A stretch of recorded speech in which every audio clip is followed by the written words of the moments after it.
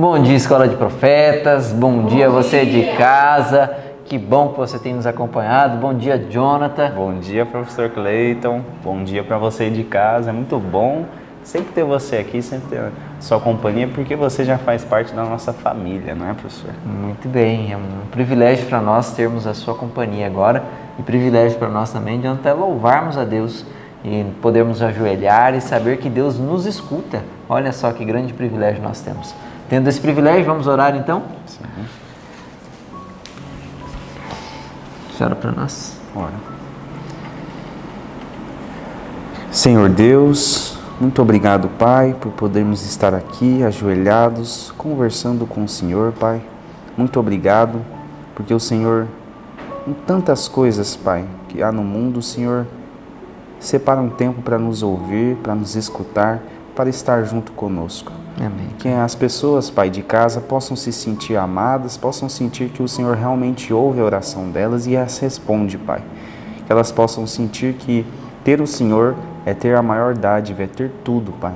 Em nome de Jesus, que todos nas suas casas e nós possamos amar, Pai, a missão, possamos amar fazer esse trabalho que o Senhor nos confiou. Em nome de Jesus, esteja conosco durante esse culto, é o que eu te peço e te agradeço. Em nome de Jesus, amém. Amém. Amém, Jonathan, que Deus nos fortaleça, que ao buscar Jesus nós possamos encontrar essas coisas, perdão, poder e paz. Verdade. E nós temos também isso quando nós meditamos na Palavra de Deus, como armazenamos ela em nosso coração.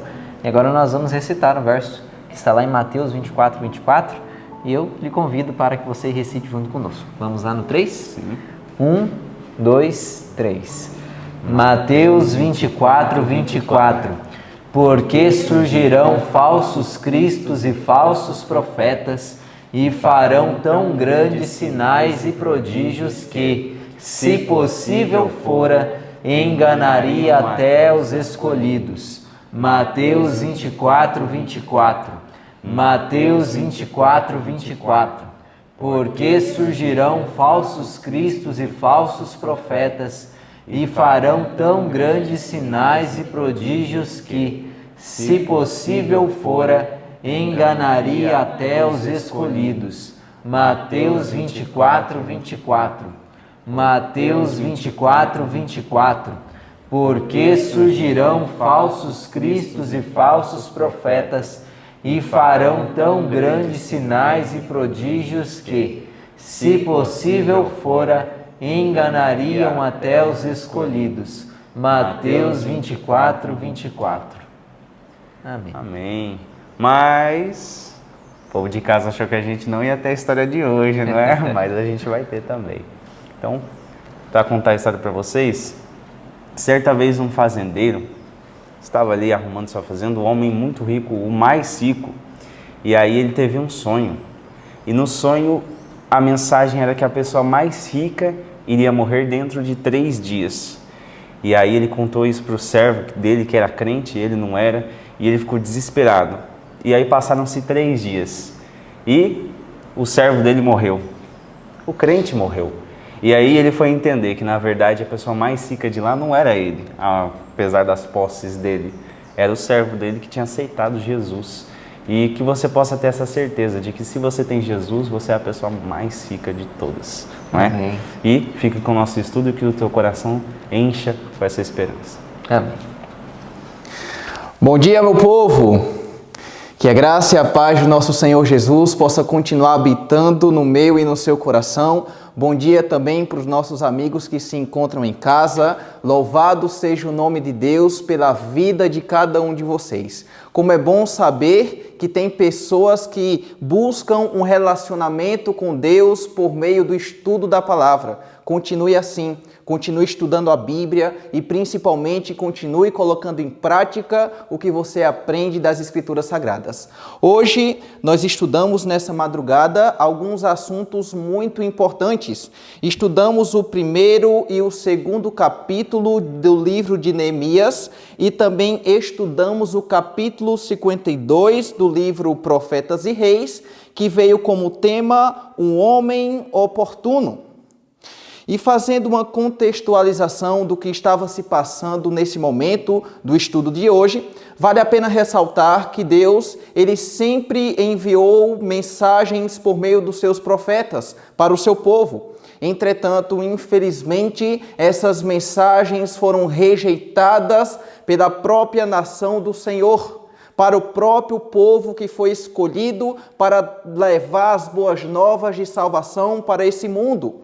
Então, por conta das consequências dos seus próprios atos, por conta da sua desobediência também às ordens do Senhor, eles tiveram que serem levados cativos para a Babilônia e, de acordo com Jeremias, eles deviam passar 70 anos nessa localidade. E quando se completaram os 70 anos, Deus ele agora começou a levantar líderes para liderar o seu povo, trazendo eles novamente para Jerusalém e para reedificar tanto o templo, tanto a cidade, como também os muros. E o primeiro líder que foi escolhido para trazer o povo foi justamente Zorobabel. Passa-se um tempo agora e Deus levanta um segundo líder, chamado Esdras, para trazer a segunda remessa das pessoas que se encontravam lá em Babilônia. E agora passa-se um tempo novamente e Deus levanta um homem oportuno para liderar o seu povo, trazendo eles agora pela terceira vez, também a terceira remessa, para a reedificação dos muros lá em Jerusalém. E o homem oportuno escolhido por Deus foi justamente Neemias. O nome Neemias é altamente significativo. Neemias significa o Senhor conforta. Isso nos mostra o quanto esse homem confiava plenamente no Senhor. Que nós possamos também sermos pessoas que confiem verdadeiramente em Deus. Neemias, ele é caracterizado na Bíblia como sendo um homem de fé, oração e ação. Se nos dias de Neemias necessitava-se de um homem de fé, oração e ação, quem dirá, pois, nos nossos dias? Nós sabemos que estamos vivendo os momentos mais difíceis da história dessa terra. E hoje é necessário pessoas como Neemias, pessoas de fé, oração e principalmente de ação, que em nome de Jesus nós possamos clamar diante do Senhor. Senhor, nos capacita, nos faz pessoas como Neemias, pessoas de fé, pessoas que orem e principalmente pessoas que tenham ação, missão na veia, missão no sangue. Essa é a situação. E vejam só o que se diz aqui no primeiro parágrafo do livro Profetas e Reis, nos diz o seguinte, Neemias, um dos exilados hebreus, ocupava uma posição de influência e honra na corte persa. Então Neemias não era qualquer pessoa, ele tinha influência ali dentro da corte. E a leitura continua falando o seguinte: como copeiro do rei, era ele admitido livremente à presença real. Em virtude de sua posição e graças às suas habilidades e fidelidade, ele se tornara amigo e conselheiro do monarca. Então Neemias, ele era altamente privilegiado. A Bíblia fala, o espírito de profecia também nos diz que Neemias era um homem de fidelidade. E essa fidelidade fez com que ele se tornasse amigo e conselheiro do monarca mais poderoso daquele período. E a leitura termina falando o seguinte: embora objeto do favor real, conquanto rodeado pela pompa e esplendor, ele não esqueceu o seu Deus e o seu povo. Por mais que Neemias tivesse tamanhos privilégios, por mais que Neemias morasse em um lugar glorioso, cheio de honra, cheio de glória, ele não se esqueceu do seu Deus. E também, ele não se esqueceu do seu povo. E aqui no capítulo 1, fala que Neemias, ele se encontrava em Suzã, que era um dos 4 centros administrativos do Império Persa, e chegou uma confederação vindo lá de Jerusalém. E Neemias, ele agora fica curioso. Neemias, ele agora busca saber o que estava acontecendo com o seu povo lá em Jerusalém. E no verso 2 do capítulo 1 do livro de Neemias nos diz o seguinte: que veio Anani, um dos meus irmãos, ele e alguns de Judá, e perguntei-lhes pelos judeus que escaparam e que restaram do cativeiro e acerca de Jerusalém. Então Neemias, ele pergunta como que estão as coisas lá em Jerusalém, como que está a reconstrução, como que o meu povo se encontra nesse exato momento. E o relato bíblico fala que infelizmente as notícias eram notícias terríveis.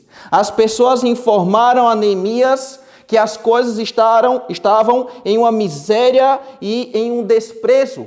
Os muros de Jerusalém estavam derrubados e as suas portas estavam queimadas. E naquele momento de extrema angústia, Neemias, ele toma uma decisão muito séria no seu coração. E eu gostaria de ler para vocês qual que foi a atitude de Neemias nesse momento tão difícil na sua história e na história também do seu povo. Veja o que se encontra aqui no capítulo 4, no verso 4 do capítulo 1 de Neemias, e diz o seguinte: e sucedeu que, ouvindo eu estas palavras, assentei-me e chorei e lamentei por alguns dias e estive jejuando e orando perante o Deus dos céus. Nesse momento de dificuldade, Neemias, ele toma a decisão de lamentar, de chorar, de jejuar e de orar perante o Deus dos céus. Que essa possa ser a nossa decisão também. Nos momentos mais difíceis da sua vida, talvez você esteja nesse exato momento passando por momentos complicados e difíceis em sua vida. Siga o exemplo de Neemias. Chore, jejue, ore ao Senhor. E assim como Deus deu a solução nos dias de Neemias, Ele também vai dar a solução para a sua vida e para o seu caso também. Aqui nós podemos ver o quanto Neemias amava aquele povo. Neemias, ele estava confortável, ele vivia em um lugar muito bom, ele tinha um trabalho bastante privilegiado e honrado também. Mas Neemias, ele se colocava junto com o seu povo, ele se preocupava qual que era a situação que o seu povo se encontrava. Aqui eu me lembro de Ezequiel 9, naquele contexto de selamento, onde as pessoas que seriam seladas são aquelas que estão chorando, são aquelas que estão se lamentando pelas abominações do que está acontecendo no meio do povo de Deus. Serão essas pessoas que serão seladas. Aqui também, Neemias, ele se coloca no lugar do povo, ele clama, ele amava verdadeiramente o seu povo. E se nós quisermos verdadeiramente sermos selados, devemos estar nos colocando nas mãos de Deus para pregar o Evangelho, para amar as pessoas e principalmente para ser uma bênção, para ser uma luz.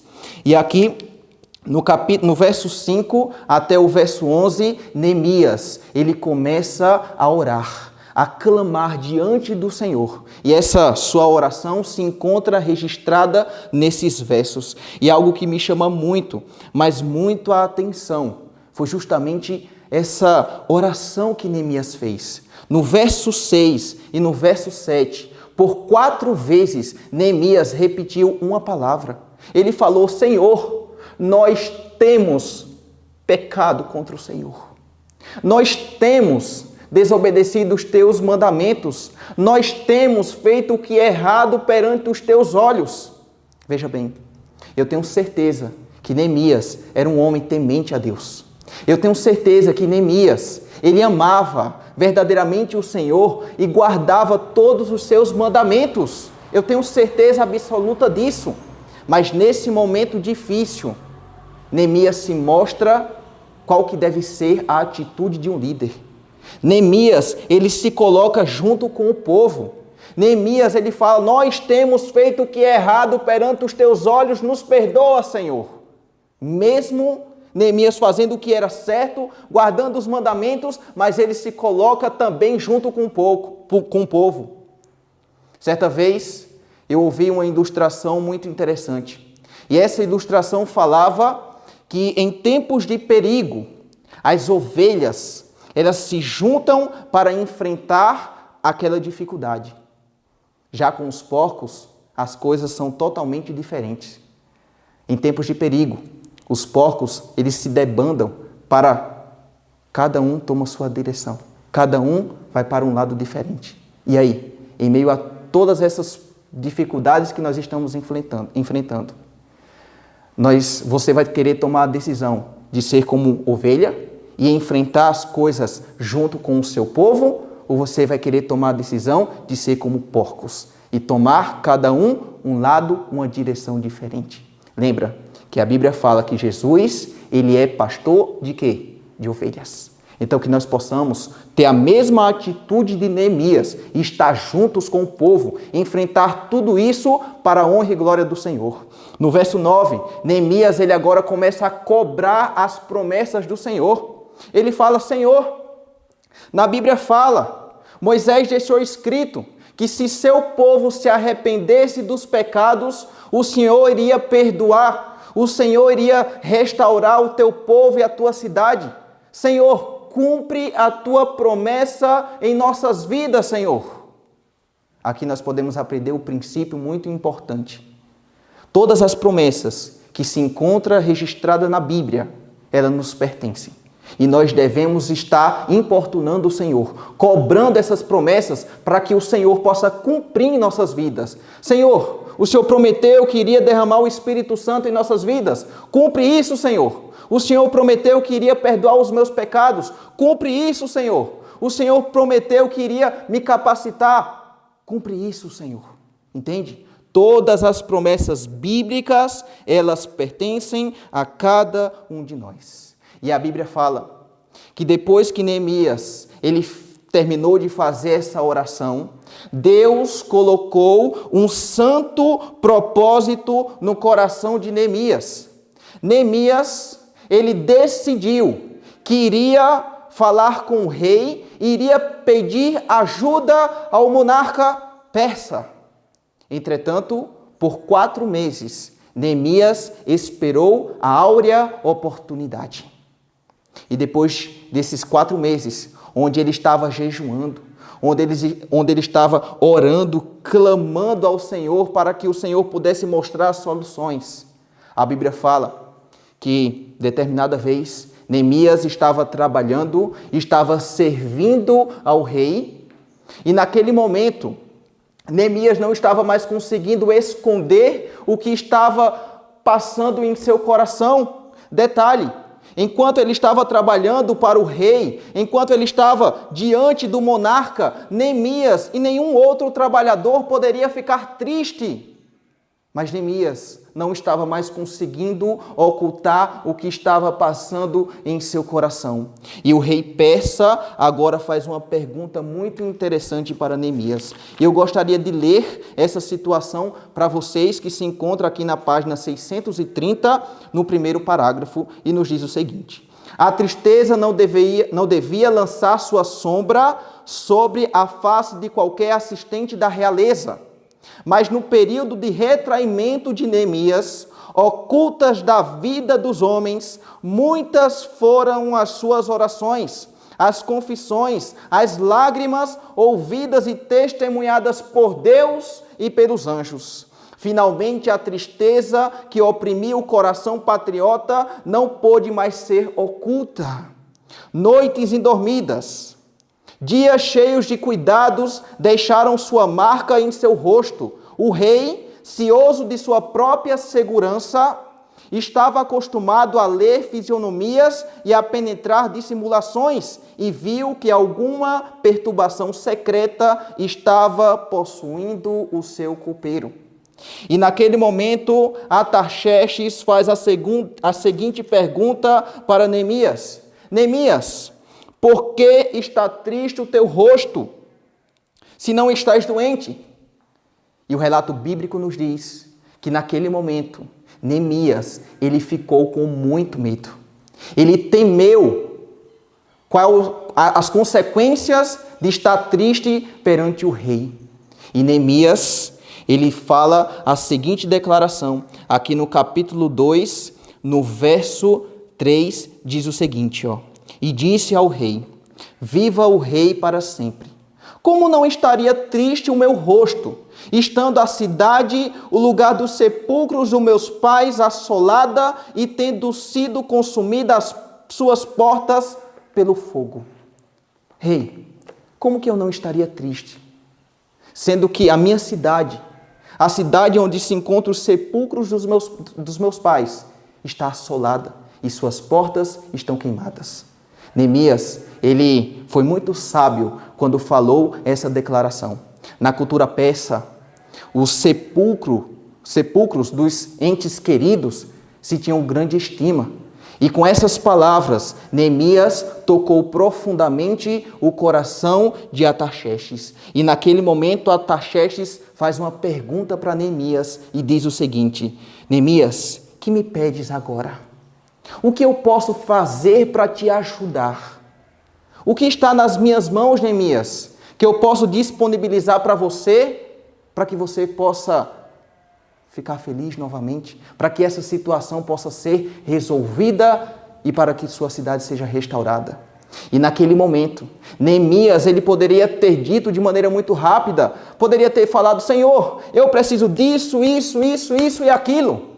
Entretanto, Neemias, ele primeiro pediu o conselho do Senhor. Veja o que o Espírito de Profecia nos fala aqui na página 631, no primeiro parágrafo. Mas o homem de Deus não se aventurou a responder enquanto não tivesse buscado a direção de alguém mais alto que Artaxerxes. Primeiro, Neemias buscou a instrução do Senhor. E depois ele falou para Artaxerxes o que ele precisava. Naquele momento, Neemias ele faz essa oração silenciosa. E falando a respeito da oração silenciosa, o Espírito de Profecia nos diz o seguinte, ainda na mesma página, aqui no segundo parágrafo, diz o seguinte, orar como Neemias orou, nessa hora de necessidade, é um recurso à disposição do cristão, em circunstâncias em que outras formas de oração podem ser impossíveis. Sob todas as circunstâncias, em cada condição, a alma carregada de dor e cuidado ou ferozmente assaltada pela tentação pode encontrar segurança, sustento e socorro no infalível amor e poder de um Deus que guarda o seu conserto. Orar como Neemias orou, de maneira silenciosa, é um dos meios também de alcançar o favor de Deus. Deus ouve todas as orações que nós fazemos a Ele. Que nós possamos, em nome de Jesus, também ter essas atitudes, estar sempre em constante vigilância e oração. Agora, Neemias, ele pede algumas coisas ao rei. Neemias, ele pede que ele pudesse, na verdade, que o rei pudesse liberá-lo para que ele pudesse liderar um grupo de pessoas para a reconstrução dos muros lá em Jerusalém. Neemias agora pede carta de proteção, ele também ganha uma escolta militar e também ele pede recursos para a reconstrução de Jerusalém. E o rei assim o dá para Neemias. E quando Neemias chega em Jerusalém, Neemias ele não vai falando quais que são os planos, a motivação de sua visita. Primeiramente, Neemias ele passa 3 dias analisando todas as situações, fazendo planejamentos. E depois dos 3 dias, Neemias ele chama um grupo de pessoas para que pudesse ajudá-lo na reconstrução dos muros de Jerusalém. Aqui nós podemos ver a essência de um líder. Um líder, ele não pode trabalhar sozinho. O líder, ele trabalha com pessoas. E Neemias, ele não queria o protagonismo. Neemias queria que a missão pudesse ser cumprida. E por isso que ele buscou outras pessoas para ajudá-lo. E naquele momento, aquelas pessoas o ajudam. E eles começam, dão início, à reconstrução dos muros lá em Jerusalém. E algo me chamou muito a atenção e com isso eu termino. Aqui na página 633, no último parágrafo nos diz o seguinte: Este exemplo de sábia previdência e ação resoluta deve ser uma lição a todos os cristãos. Os filhos de Deus não devem apenas orar com fé, mas trabalhar com diligência e providente cuidado. Neemias não considerou cumprido o seu dever depois de haver orado e chorado perante o Senhor. Ele uniu sua petição com os mais fervorosos, santos e piedosos esforços para o sucesso da empresa em que estava empenhado. Neemias não se deixou ficar na dependência da incerteza. Os meios que lhe faltavam, ele os solicitou dos que lhe poderiam fornecer. Neemias, ele juntou a fé com a ação. E esse é o segredo da vitória. A união do esforço humano com o poder divino é o segredo do êxito. Certa vez eu ouvi uma frase que dizia o seguinte: ore como se tudo dependesse de Deus e trabalhe como se tudo dependesse de você. Que nós possamos ser pessoas de oração, pessoas de fé e principalmente pessoas de ação. E eu gostaria de terminar esse momento lendo o que se encontra aqui no capítulo 2, no verso 17, e diz o seguinte, Então lhes disse: bem vedes vós a miséria que estamos, que Jerusalém está assolada e que suas portas têm sido queimadas a fogo. Vinde, pois, e reedifiquemos o muro de Jerusalém, e não sejamos mais uma vergonha, um opróbrio. Talvez eu poderia dizer para vocês, irmãos, vejam o quanto Jerusalém está em ruínas, está em miséria. Vejam, meus irmãos, o quanto o nosso povo está dormindo ao invés de estarem acordados. Vejam, meus irmãos, o quanto o nosso povo, que ao invés de estar sendo influência para o mundo, está sendo influenciada pelas coisas do mundo. Chegou o momento de nós reedificarmos Jerusalém. Chegou o momento de nós pegarmos, agarrarmos essa missão que o Senhor nos comissionou e restaurar essas verdades que estão sendo jogadas e pisadas por terra. Chegou o momento de nós nos colocarmos na mão de Deus e sermos uma bênção e sermos uma luz. Que nós possamos tomar essa decisão todos os dias. Ellen White, ela teve uma visão. E nessa visão, certa vez, ela viu um novilho. E em cima desse novilho, ela viu um letreiro que falava o seguinte: pronto para o sacrifício e pronto para o trabalho. Que nós possamos ser esse novilho e estar sempre preparados e prontos, seja para o sacrifício e seja para o trabalho. Que Deus te abençoe. Nesse momento, nós vamos fazer uma oração de entrega ao nosso Deus. E eu convido você a ficar de joelhos juntamente conosco aqui, tá certo? Vamos lá.